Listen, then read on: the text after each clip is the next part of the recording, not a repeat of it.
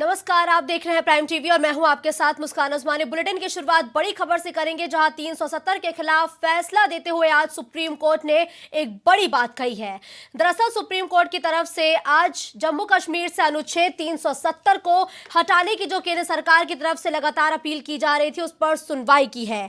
5 अगस्त 2019 को मोदी सरकार ने जम्मू कश्मीर से अनुच्छेद 370 के प्रभाव को खत्म कर दिया था। साथ ही राज्य को 2 हिस्सों जम्मू कश्मीर और लद्दाख में बांट दिया था और दोनों को केंद्र शासित प्रदेश बना दिया था। वहीं केंद्र के इस फैसले के खिलाफ सुप्रीम कोर्ट में कुल 23 अर्जियां दी गई थी।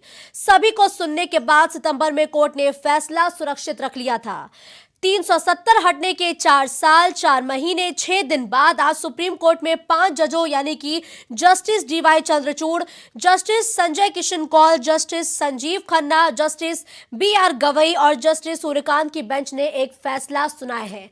और यह फैसला बहुत अहम है क्योंकि आज के इस फैसले के बाद अब जो 370 आर्टिकल था वो इतिहास बन चुका है।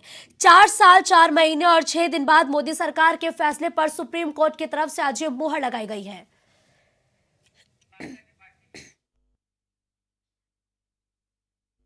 तो इस फैसले पर तमाम जानकारी के साथ हमारे साथ इस वक्त दिवाकर लाइव जुड़ चुके हैं। दिवाकर, देखिए, अब आर्टिकल 370 इतिहास हो चुका है। सुप्रीम कोर्ट ने केंद्र सरकार के फैसले पर आज मुहर लगा दिया। सुप्रीम कोर्ट की तरफ से बड़ी बातें क्या रही फैसले के दौरान, दिवाकर?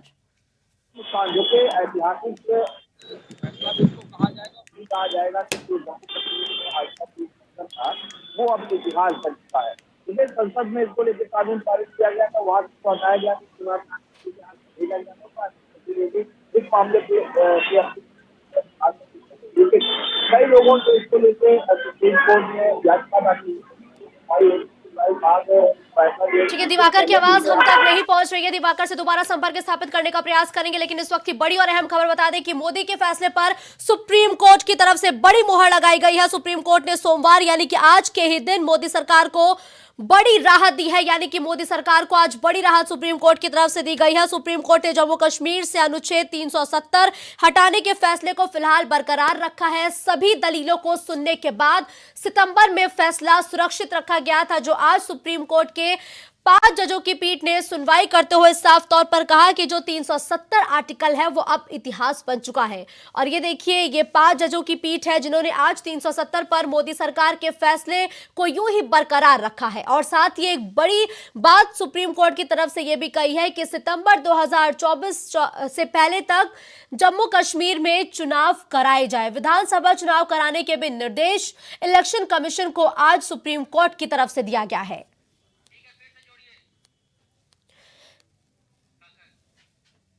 तो वापस दिवाकर इस खबर पर एक बार फिर से हमारे साथ लाइव जुड़ चुके हैं। दिवाकर, देखिए, आज ये बड़ी और अहम जीत मोदी सरकार की मानी जाए क्योंकि मोदी सरकार के फैसले को सुप्रीम कोर्ट ने सही करार दिया है। इस फैसले पर फाइनल आखिरी मुहर लगा दी गई है। आज फैसले के दौरान की बड़ी बातें दिवाकर क्या रही? देखिए, अब इतिहास बन चुका है जम्मू कश्मीर में और इसके साथ साथ बड़ा फैसला, अहम फैसला जो है वो सुप्रीम कोर्ट में कहा जाएगा। इससे कई बड़े बदलाव जो है वो अब जम्मू कश्मीर और लद्दाख और जैसे कि यूनियन टेरिटरी जो थी वो पहले जम्मू कश्मीर और लद्दाख की सुप्रीम कोर्ट ने साफ तौर पर कहा है कि जिस तरीके से मांग होता है कि जिस तरीके से सुप्रीम कोर्ट ने आदेश जारी कर दिया कि जल्द राज्य का दर्जा जो है बहाल किया जाए। और राज्य का दर्जा जब बहाल किया जाता है तो जाहिर सी बात है कि कई ऐसे कानूनी केस होते हैं जिसकी वजह से काफी चीजें जो है वो अटकी रहती है, यानी कि जो कई नियम कानून जो सरकार के होते हैं, जो केंद्र के होते हैं, वो वहाँ पे लागू नहीं होते या फिर राज्य अलग से नियम कानून लागू नहीं कर सकता है। तो अब वो सारी चीजें पाएगी जिससे कि वहाँ की जो आवाम है, वहाँ की जो जनता है, कहीं कहीं उसको लाभ उन कानूनों का, उन चीजों को मिलेगा जो कि केंद्र सरकार या राज्य सरकार की तरफ से जारी किए जाते हैं। बिल्कुल, लेकिन देखिए दिवाकर, जब याचिकाकर्ता इस पूरे मसले को लेकर कोर्ट पहुंचे तो उनकी तरफ से कहा गया कि ये जो आर्टिकल 370 है ये कभी हट ही नहीं सकता है। इसको कहा गया कि एक लक्ष्मण रेखा के तौर पर है जिसे कभी हटाया नहीं जा सकता। लेकिन आज जब सुप्रीम कोर्ट ने इसको हटाने के फैसले पर आखिरी मुहर लगा दी है तो क्या कुछ सुप्रीम कोर्ट की तरफ से कहा गया इस याचिकाकर्ताओं की इस दलील पर? याचिकाकर्ताओं ने ये दलील दी थी, साफ तौर पर कहा था कि ये कभी नहीं हटाया जा सकता। लेकिन आज सुप्रीम कोर्ट ने जब उस पूरे मामले को पढ़ा, काफी समय तक पूरा उसका कहीं कानूनी तौर से निरीक्षण किया गया, उसके बाद सुप्रीम कोर्ट ने ये पाया और सुप्रीम कोर्ट ने अपने जजमेंट में भी ये कहा है, ये जो आर्टिकल 370 लगाया गया था, ये पूरी तरीके से स्थायी नहीं था बल्कि अस्थायी था। यानी कि उस समय ऐसी कुछ परिस्थितियां थी जिसकी वजह से अस्थायी रूप से अनुच्छेद जो है या आर्टिकल 370 लगाया गया था। कई ऐसे कानून होते हैं, कई ऐसी परिस्थितियां कभी कभी आ जाती है, वहाँ पे कुछ ऐसे कानून जो है वो निर्धारित किए जाते हैं, कुछ ऐसी धाराएं जो है लगाई जाती है, जिसकी वजह से कि वो माहौल जो गड़बड़ हुआ है वो ठीक हो सके, लेकिन आने वाले समय में वो हटा ली जाती है या डिविड्रा कर ली जाती है, यानी कि अस्थायी रूप से यही बिल्कुल, धारा देखिए दिवाकर, अब वाकई भारत का हर एक नागरिक कह सकता है कि जम्मू कश्मीर अब जाके भारत का एक अभिन्न अंग हो गया है। अब भारत के नागरिक भी यही कहते हुए नजर आएंगे। लेकिन देखिए दिवाकर, अब ये जो आर्टिकल 370 हटा है, इसके बाद जो बदला हुआ कश्मीर है वो कैसा देखने को मिल सकता है? कितना बदलेगा कश्मीर? अब बिल्कुल देखिए काफी ज्यादा कश्मीर जो है वो बदलेगा। कश्मीर की आवाम की जो स्थितियां है, जो उनकी चाहे सामाजिक स्थितियां हो, आर्थिक स्थितियां हो, वो काफी कुछ बदलती हुई नजर आएंगी, क्योंकि अब वहां पे भी वो कानून लागू हो सकेंगे जो केंद्र सरकार बनाती है। वहां पे वो कानून अब लागू हो सकेंगे जो राज्य सरकार बनाती है। वहां पे कई ऐसी चीजें जो है वो जो आवाम की भलाई के लिए की जा सकेंगी, जो कि केंद्र राज्य सरकारें निर्धारित करती है। तो जाहिर बात है कि हर चीज में बदलाव होगा। अभी तक जम्मू कश्मीर में ये था कि बाहर के लोग वहां पे जा नहीं सकते थे, जमीन नहीं खरीद सकते थे, लेकिन अब वो चीजें भी समाप्त होंगी। जाहिर सी बात है, जब वहाँ बाहर के लोग जाएंगे, बड़े बड़े उद्योगपति जाएंगे और वहाँ पे फैक्ट्रियां लगाएंगे, वहाँ पे उद्योग धंधे स्थापित होंगे, तो जाहिर बात है कि वहाँ के जो युवा है उनको नौकरी रोजगार मिलेगा, जिससे उनको बाहर नहीं जाना पड़ेगा और उनको उन्नति हो सकेगी। तो इस बिल्कुल तरीके की ठीक है, धन्यवाद दिवाकर इस खबर पर हमारे साथ जुड़ते हुए तमाम अपडेट और जानकारी हमारे दर्शकों तक पहुंचाने के लिए।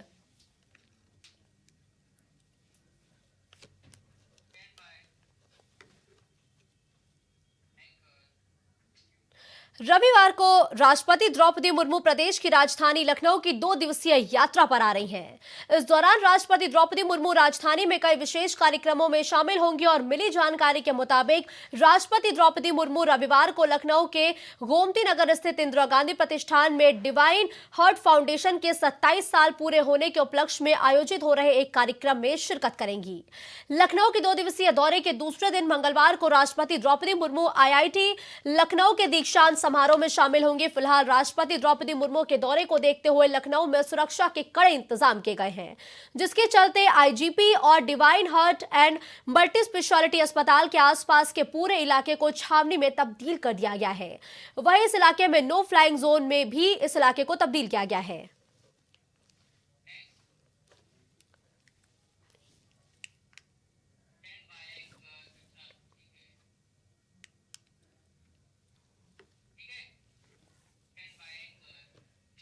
लोकसभा 2024 के चुनाव के लिए यूपी काफी अहम और इसकी बड़ी वजह है। दरअसल यूपी को लेके 80 सीटें जो है वो 80 सीटें आती है यूपी की, और यही वजह है कि सभी पार्टियां यूपी में अपना पूरा फोकस कर रही हैं।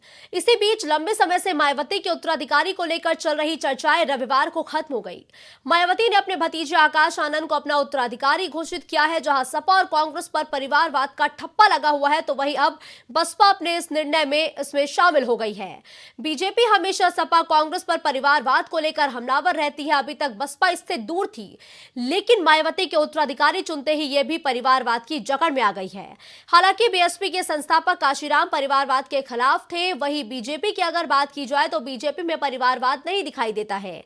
बीजेपी में राष्ट्रीय अध्यक्ष बदलते रहे हैं। वर्तमान में राष्ट्रीय अध्यक्ष जेपी नड्डा है, इससे पहले अमित शाह राष्ट्रीय अध्यक्ष रहे हैं। बीजेपी में एक कार्यकर्ता पीएम बन सकता है, यही कारण है कि नरेंद्र मोदी एक कार्यकर्ता से सफर तय करते हुए पीएम की कुर्सी तक पहुंचे हैं।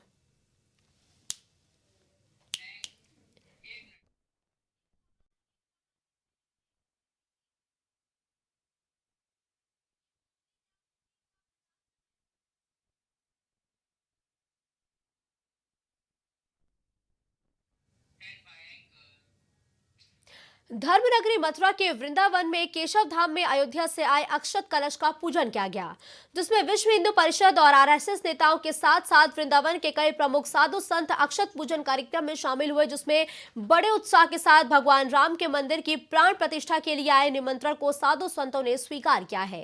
इस दौरान अक्षत कलश का जोरदार स्वागत हुआ, जिसमें बताया गया कि जिस तरीके से 22 जनवरी को राम मंदिर के गर्भगृह में श्री राम लला विराजमान होने हैं, उसके लिए सैकड़ों साल से सनातन धर्म के लोगों ने इंतजार किया। अब जाकर ये खुशी का मौका आया है।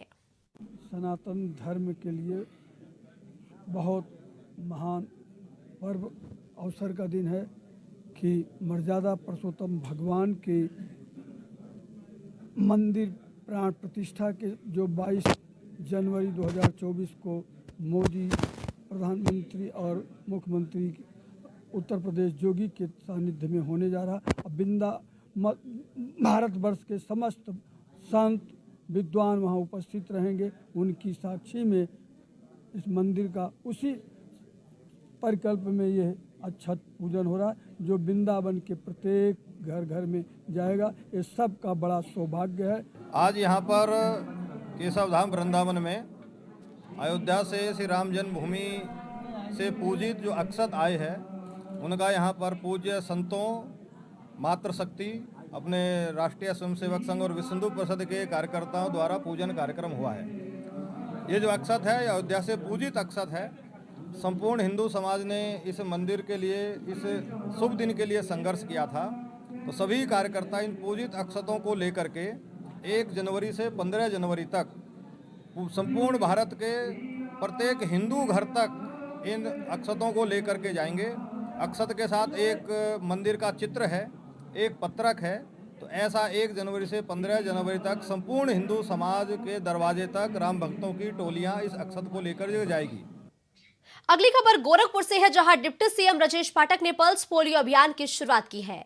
इस अभियान की शुरुआत अखिल भारतीय आयुर्विज्ञान संस्थान गोरखपुर के मॉडल टीकाकरण केंद्र से हुई है। उन्होंने इस दौरान 5 महीने की बच्ची को पोलियो की ड्रॉप भी पिलाई है। वहीं डिप्टी सीएम ने इस मौके पर प्रदेशवासियों से आह्वान किया है कि लोग आगे आकर अपने बच्चों को पोलियो से बचाव की दवा जरूर पिलाएं। उन्होंने ये भी आगे कहा कि पड़ोसी देश पाकिस्तान और अफगानिस्तान में भी पोलियो के केस मिले हैं, जिसे देखते हुए प्रदेश में इस अभियान की शुरुआत की गई है।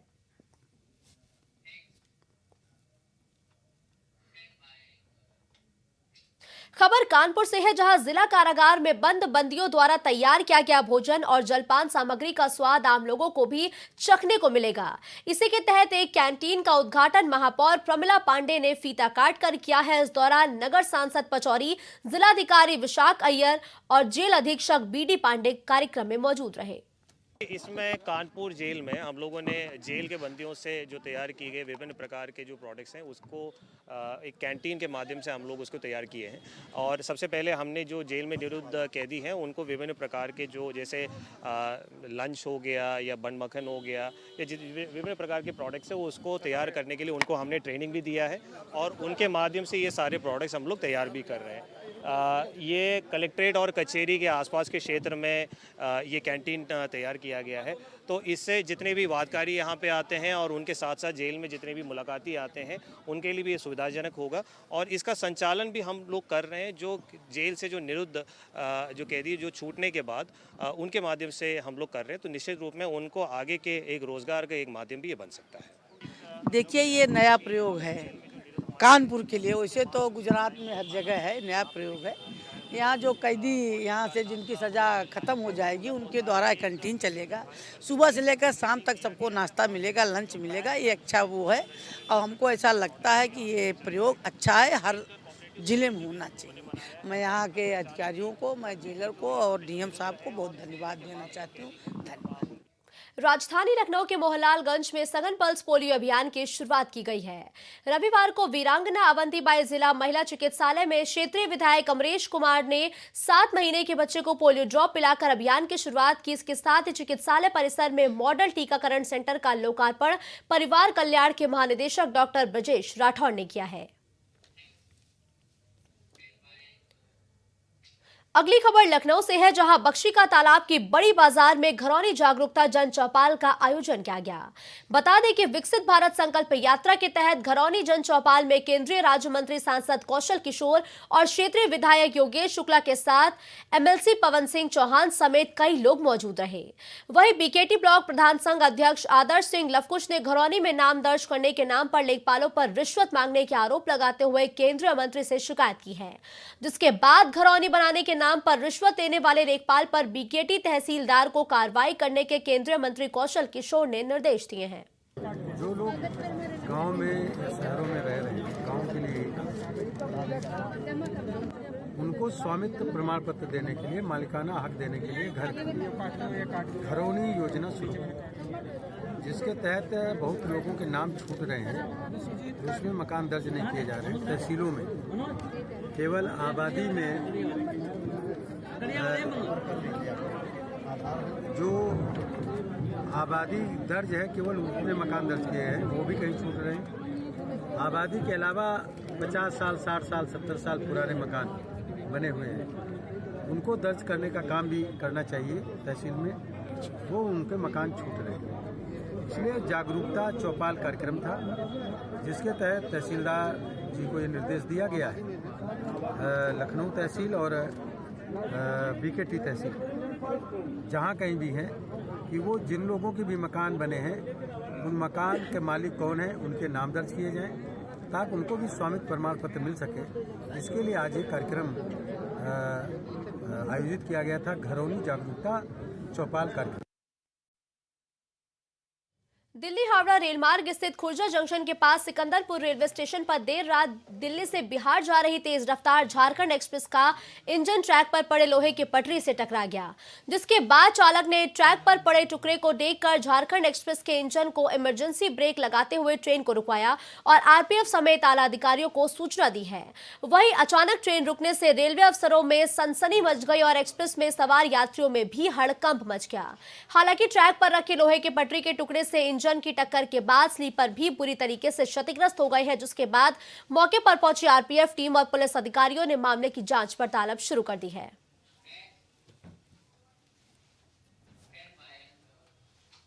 अगली खबर फिरोजाबाद से सामने आ रही है, जहां मटसेना के अगरूपुरा गांव में मामूली विवाद में दो पक्षों ने जमकर ताबड़तोड़ फायरिंग की है। फायरिंग में गोली लगने से महिला समेत 5 लोग गंभीर रूप से घायल हो गए हैं और मामले की सूचना पाकर मौके पर पुलिस पहुंच गई और गंभीर घायलों को अस्पताल में भर्ती कराया गया है। इसके साथ ही पुलिस ने 5 लोगों को गिरफ्तार किया है और मामले की जांच शुरू कर दी है। कि आज प्रातः यूपी 112 से हम लोगों को एक फायरिंग की सूचना प्राप्त हुई कि अगरूपुरा एक गांव है जो थाना मटसेना क्षेत्र अंतर्गत आता है, वहां पर फायरिंग हुई है। इस सूचना पर वहां पर जिम्मेदार अधिकारीगण मौके पर पहुंचे। प्रारंभिक जांच से ये पता चला कि छोटे बच्चे को शौच कराने को लेकर के दो आमने सामने एक ही बिरादरी के लोग हैं जिनमें विवाद हुआ। उसके बाद जो एक पक्ष है उसने फायरिंग कर दी, जिसमें 4-5 लोग घायल हैं। इसमें सभी जो भी घायल हैं उनका उपचार जिला अस्पताल में चल रहा है, सभी खतरे से बाहर हैं। एक महिला है, उनको पैर में गोली लगी हुई है, उन्हीं को चोट है, बाकी सभी को मामूली इसमें चोटें आई हैं। इसमें 5 लोगों को हम लोगों ने हिरासत में ले लिया है। तहरीर प्राप्त कर आवश्यक वैधानिक कार्रवाई कराई जा रही है। खबर जौनपुर से है, जहां बरुआ गांव के रहने वाले युवक सुनील की करंट से झुलसकर दर्दनाक मौत हो गई है। जैसे ही सुनील की मौत की सूचना घर वालों को मिली, वहां कोहराम मच गया और जानकारी के मुताबिक सुनील कुमार मुंगरा बादशाह रोड पर मोटर सर्विस की दुकान में गाड़ी धुलने का काम करता था।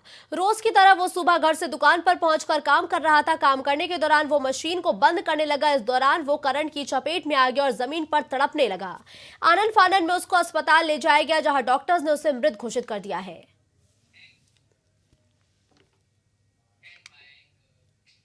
रुक करते हैं अगली खबर का, जहां औरैया के अरवा कटरा थाना क्षेत्र में उमरैन पुल के ऊपर उस समय चीख पुकार मच गई जब लखनऊ आगरा एक्सप्रेसवे पर भीषण सड़क हादसा हो गया। इस सड़क दुर्घटना में एक व्यक्ति और 2 बच्चियों की मौत की खबर है। वहीं इस हादसे में करीब 7 लोग घायल बताए जा रहे हैं। जो जानकारी सामने आई है उसके मुताबिक सड़क के किनारे खड़े लोगों को एक अनियंत्रित कार रौंदते हुए निकल गई, जिसकी वजह से ये बड़ा हादसा हो गया। वहीं सूचना पर पहुंची पुलिस ने घायलों को अस्पताल में भर्ती करा दिया है। अभी ये हादसा हुआ, आप क्या मौके पे थे? मैं वहीं मौके पर था और मैं अपनी ऊपर बुआ जी को बिठाने के लिए गया था। ये कैसे हादसा हुआ? ये 2 परिवार किसी शादी समारोह में जा रहे थे। जो आगरा लखनऊ एक्सप्रेस वे पे ऊपर बच्चे भी थे। एक नंगला पहाड़ी का हमारे लोकल का परिवार था, एक रमपुरा पास में गांव है वहाँ का परिवार था। ये दोनों लोग अपने यहाँ शादी में जा रहे थे। कैसे हादसा हुआ ये? ऊपर खड़े हुए थे बस के इंतजार में जी। तब तक एक कार अनियंत्रित होके उनको टक्कर मार दी, जिससे 2 बच्चे और एक रमन सिंह चौहान इनकी डेथ हुई। लखनऊ आगरा एक्सप्रेस वे पर उमरैन पुल के निकट किलोमीटर संख्या 37 पर समय करीब अपराह्न 12:15 बजे दिन में सवारी वाहन की प्रतीक्षा कर रहे लोगों को लखनऊ की तरफ से अधिकतम स्पीड से आ रही हुंडई की औरा कार ने टक्कर मार दी थी, जिसमें कुल 10 लोग घायल हो गए थे, जिन्हें स्थानीय अरवा कटरा थाना पुलिस व लोगों द्वारा उपचार हेतु मेडिकल कॉलेज सैफई व CSC अरवा कटरा तत्काल लाया गया था, जहां रमन सिंह उम्र 35 वर्ष व उनकी 9 वर्षीय पुत्री गुनगुन तथा आराध्या पुत्री सोनू सिंह निवासी पहाड़ी नगला थाना अरवा कटरा को डॉक्टरों द्वारा मृत घोषित कर दिया है। औरा कार संख्या 22 BH 7668B व चालक को पुलिस हिरासत में लेकर अगली खबर लखनऊ से है, जहां यूपी SSSC के अभ्यर्थियों ने इको गार्डन में अनिश्चितकालीन धरने के बाद विभूति खंड इलाके में पिकअप भवन पर भारी संख्या में इकट्ठा होकर जोरदार प्रदर्शन किया। बताया जा रहा है कि 2019 के अभ्यर्थी अपने अंतिम परिणाम को लेकर लगातार अपनी आवाज उठा रहे हैं और यूपी SSSC के अभ्यर्थियों के प्रदर्शन का आज 40वां दिन है, जहां लखनऊ में अलग अलग जिलों से अभ्यर्थी आकर धरना प्रदर्शन कर रहे हैं। यूपी SSSC के अभ्यर्थी लगातार अपनी नियुक्ति की मांग को लेकर के इको गार्डन में अपना प्रदर्शन कर रहे थे।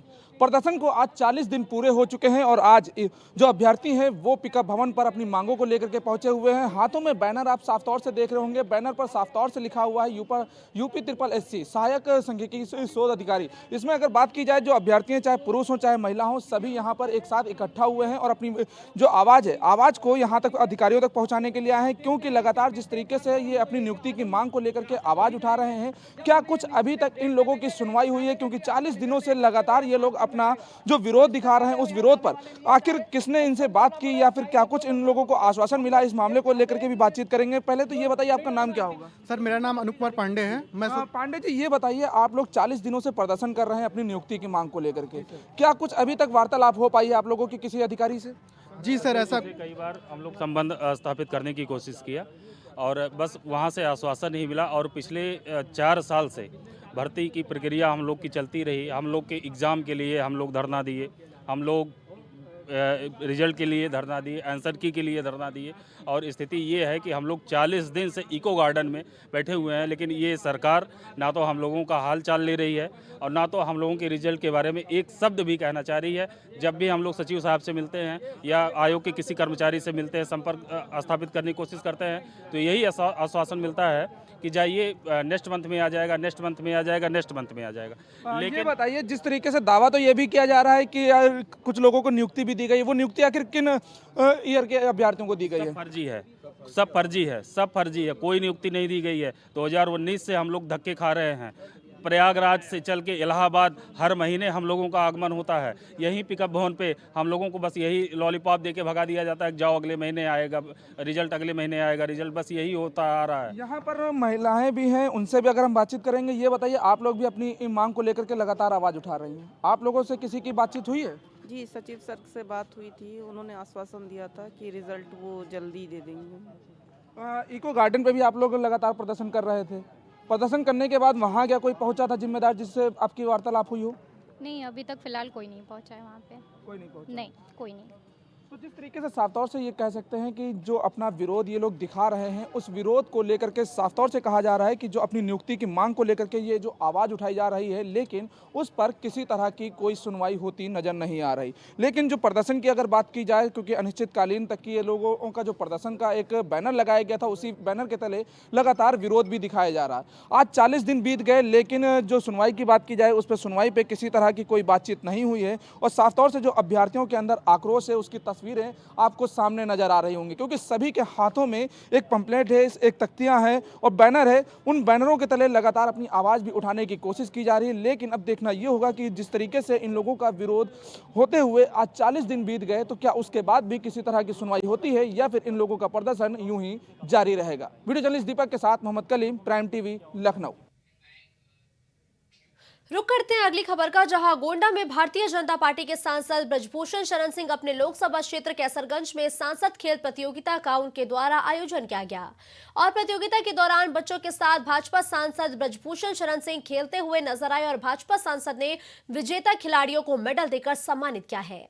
वहीं बीजेपी सांसद ने कुश्ती चुनाव को लेकर के एक बड़ा बयान दिया है। 11 महीने हो गए और कुश्ती के क्षेत्र में ग्रहण लगा है और आज भी देश का कैंप बंद चल रहा है, लेकिन अब उम्मीद की किरण जागी है। भारत हिंदू महासभा की राष्ट्रीय अध्यक्ष राजश्री चौधरी मथुरा पहुंची, जहां उन्होंने एक स्थानीय होटल में प्रेस कॉन्फ्रेंस करते हुए बताया कि बीते 6 दिसंबर को जो लक्ष्य था वो पूरा नहीं हो पाया।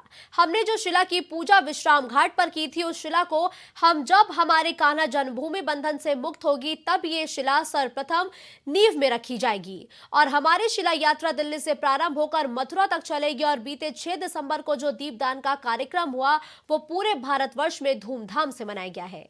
भूमि हिंदुओं का हाथ में नहीं आ रहा है और हमारा नया ढांचा कान्हा जी का जन्म स्थान हिंदुओं के लिए उपलब्ध नहीं होता है, तब तक ये जारी रहेगा, ये हमारा क्रांति का यात्रा। जी आपके चैनल के माध्यम से सूचना देना चाहेंगे, हमारी राष्ट्रीय अध्यक्ष जी ने आज एक प्रेस वार्ता की है। उस प्रेस वार्ता में मूल बात ये थी कि हमने जो 6 दिसंबर का जो कार्यक्रम सुनिश्चित किया था, प्रशासन ने हमको नोटिस भी जारी की, अरेस्टिंग भी की काफ़ी पदाधिकारी गणों की, उसके बावजूद भी हम अपने विश्वास घाट पे जो हमारा पूजा का शिला पूजा का कार्यक्रम था और पिंडदान का जो ध्रुव घाट कार्यक्रम था, वो दोनों ही कार्यक्रम सफलतापूर्वक। अंतर्राष्ट्रीय मानवाधिकार दिवस के मौके पर जनपद चंदौली के सकलडीहा रोड स्थित एक निजी होटल में 75वां अंतर्राष्ट्रीय मानवाधिकार दिवस के रूप में मनाया गया है, जहां कार्यक्रम का आरंभ मुख्य अतिथि राष्ट्रीय मानवाधिकार आयोग के मुख्य संरक्षक और ज्वाइंट रजिस्ट्रार अनिल पराशर ने दीप प्रज्वलित कर किया है। इस दौरान उन्होंने जनसभा को संबोधित करते हुए कहा कि मानवाधिकारों के हनन के प्रति आवाज बुलंद किया जाना जरूरी है। 75 सालों में देश के संविधान में काफी व्यापक बदलाव हुए। आमजन को मौलिक अधिकार और मानवाधिकार के बीच का अंतर समझना बहुत जरूरी है। Universal declaration of human rights के 75 साल पूरे हुए हैं और इस वर्ष का जो थीम था वो था इक्वालिटी, डिग्निटी और फ्रीडम और एक जस्टिस फॉर ऑल। ये दिन इसलिए मनाया जाता है, इस दिन पूरा विश्व बैठकर ये वार्ता करते हैं, संगोष्ठियाँ करते हैं कि इस पूरे वर्ष में हमने क्या कार्य किया, क्या कमी रह गई और आगे कैसे। अब मेरठ से खबर है, जहां 2024 लोकसभा चुनाव से पहले लोकदल ने किसान जोड़ो यात्रा के माध्यम से किसानों को एकजुट करना शुरू कर दिया है, जिसके तहत लोकदल ने मेरठ से बिजनौर तक किसान जोड़ो यात्रा का आयोजन किया। इस रैली में बड़ी तादाद में ट्रैक्टर और वाहनों का रेला मौजूद रहा। राष्ट्रीय महासचिव चौधरी विजेंद्र सिंह ने कहा कि सारे किसान एकजुट हैं। हमारा सबसे बड़ा मुद्दा किसानों की समस्या को दूर करना है। आज से नहीं, हमारे दादाओं परदादाओं के समय से एक्टिव है। देश के जितने भी नेता विपक्षी पार्टियों में आज अपनी पहचान बनाने के लिए घूम रहे हैं, वे सब इसी पार्टी की देन है। क्या लग रहा है 2024 परिवर्तन 2024 किसानों की क्या भूमिका रहेगी? परिवर्तन 2024 है। किसानों के बिना ना ये देश चल सकता, ना हमारा जीवन यापन चल सकता। लोकदल 36 बिरादरियों को भी साथ लेकर चलने का दावा कर रहे हैं। क्या लग रहा है चुनाव में किस तरीके से भूमिका रहेगी? लोकदल एक बिरादरी की पार्टी नहीं है, सर्व समाज की पार्टी है। इसको बिरादरीवाद से ना जोड़ा जाए। लोकदल किसान पार्टी है और किसान की कोई बिरादरी नहीं होती। बस्ती में वाटरगंज थाना क्षेत्र के पड़िया खास गांव में ताबड़तोड़ चोरियों से नाराज ग्रामीणों ने रोड जाम किया है। बताया जा रहा है कि पड़िया खास गांव के 2 घरों में हुई चोरी से ग्रामीण काफी आक्रोशित हो गए और उन्होंने पुलिस के रात्रि गश्त पर भी सवाल उठाए। साथ ही ग्रामीणों ने पुलिस प्रशासन के खिलाफ नारेबाजी की और कार्रवाई किए जाने की भी अब मांग की है।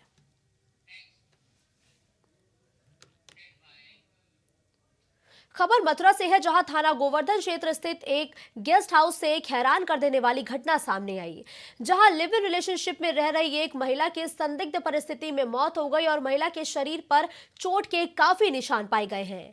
वहीं सूचना पर पहुंची पुलिस ने महिला के शव को कब्जे में लेकर पोस्टमार्टम को भेज दिया है और पुलिस ने महिला के साथ रह रहे युवक को हिरासत में लेकर मामले की जाँच शुरू कर दी है। CSC से हमारे थाने में सूचना मिली कि एक महिला मृत अवस्था में हमारे यहाँ आई है। हम लोग तुरंत गए, देखा तो वो महिला जो है कुरुक्षेत्र डिस्ट्रिक्ट की रहने वाली है, उसके साथ एक पुरुष है। दोनों जो है आपस में लव एंड रिलेशनशिप में रह रहे थे। पुरुष को हमने अपनी हिरासत में ले लिया है। महिला का पोस्टमार्टम कराया जा रहा है। घर वालों को सूचना दे दी गई है, विधिक कार्रवाई की जा रही है। इस बुलेटिन में फिलहाल के लिए बस इतना ही। देश और दुनिया की तमाम बड़ी खबरों के लिए आप देखते रहिए प्राइम टाइम।